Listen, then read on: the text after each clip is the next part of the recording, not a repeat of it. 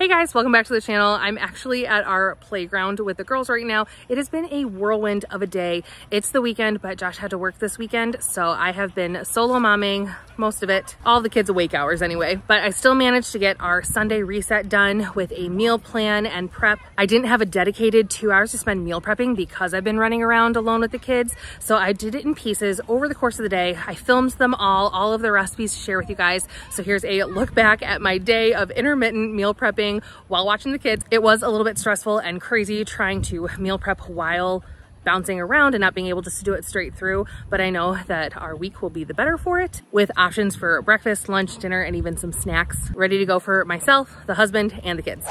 Even though my husband and I are following a calorie deficit and focusing on more protein, I still like to find ways to put our favorite treats, especially the seasonal flavors we love, like pumpkin in the fall, into our meal plan. So for breakfast this week, I'm making some pumpkin spice muffins. I use 1 box of the Betty Crocker Delights Super Moist Spice Cake Mix and 1 can of 100% pure pumpkin puree.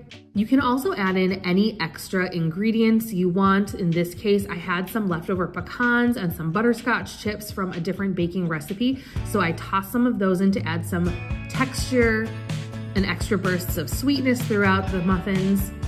So I preheated my oven to 350 degrees. I lined a muffin tin with some cupcake liners for mess-free baking and used a large cookie scoop, which is the perfect to equally distribute the batter. I ended up getting 14. So I did a full tray of 12 and then baked off the last 2 in a second batch. These baked for about 16 minutes and I made sure that a toothpick pulled out clean from them to know they were done. Our whole house smelled just like fall and these were so delicious. I'll pair them either with hard-boiled eggs or a high-protein Greek yogurt cup on the side to increase the amount of protein, but still have my fun pumpkin-flavored treat for breakfast.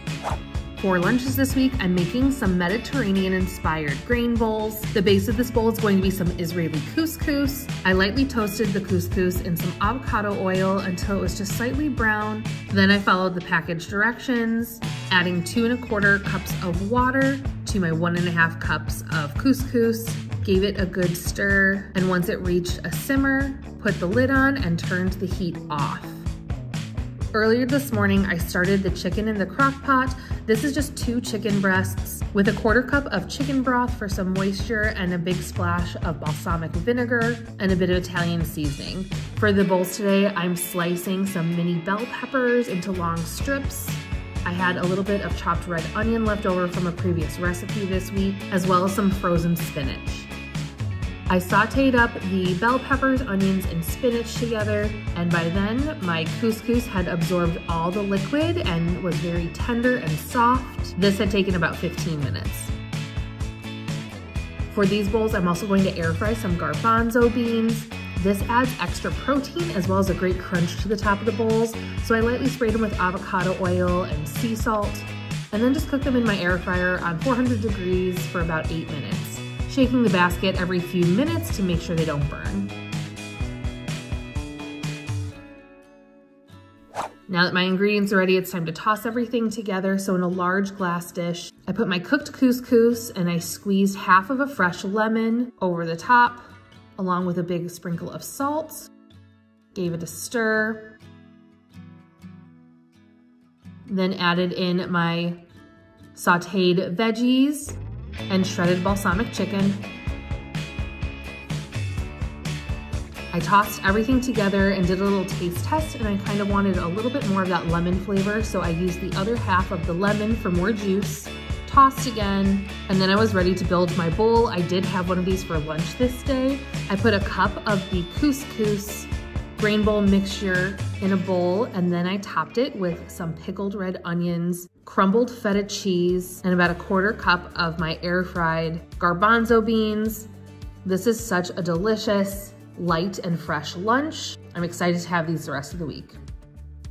Then I'm getting started on actually what's going to be mine and the girls' dinner for tonight, but it makes a decent sized batch, so it'll be a great option to have some leftovers to use for dinner prep for myself as well as my husband, who can easily take this with him to work on some of those late nights coming up. I started by browning a pound of lean ground beef. You could also use turkey if you prefer. Once it was browned, I drained off the extra grease, and tossed in about 1/4 of a chopped red onion. I also added in a heaping spoonful of minced garlic. Mix those around and let those veggies saute up with the ground beef. Once they cooked down a little bit, I added in 1 can of tomato sauce and 1 can of diced petite tomatoes. For seasoning, I went in with some seasoned salt, onion powder, garlic powder, and then just a pinch of regular salt and black pepper, adjusting to my personal taste.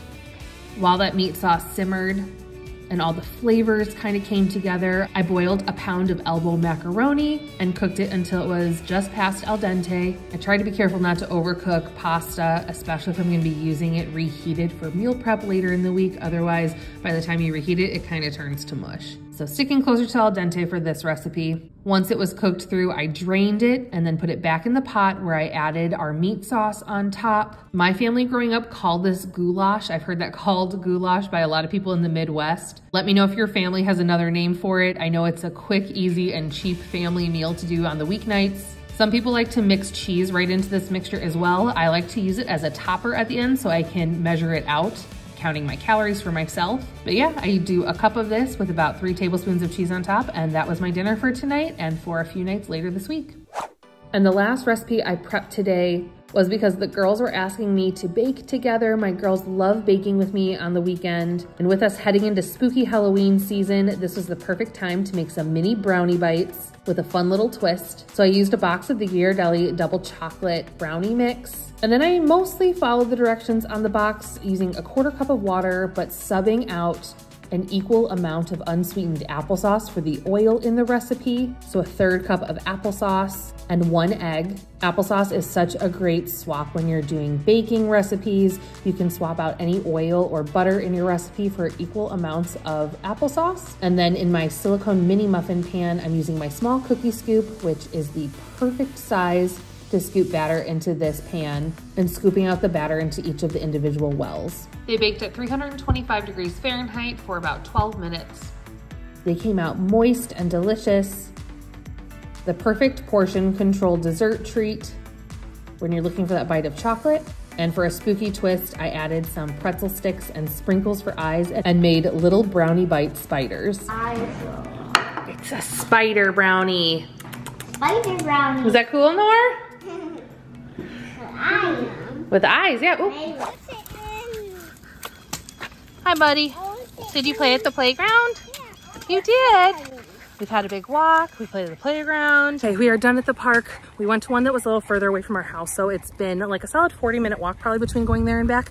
So we got some exercise in, squeezed it in the little amount of time I had today. The kids have already eaten dinner, so we're gonna go home, do showers. We do have some options for dessert at home. When I went shopping, I picked up some froyo bars and some ice cream bars, which are great when you're looking to stay in a calorie deficit because they're just single serve, easy, pull from the freezer dessert options. So we might have one of those and then call it a night. We gotta get ready because a new week begins tomorrow, but at least we're prepped for it now. So thanks so much for watching today's video. Please hit the like button. Sorry, Millie's on my wrist. Subscribe so you don't miss out on the next one. And until then, bye. I always do.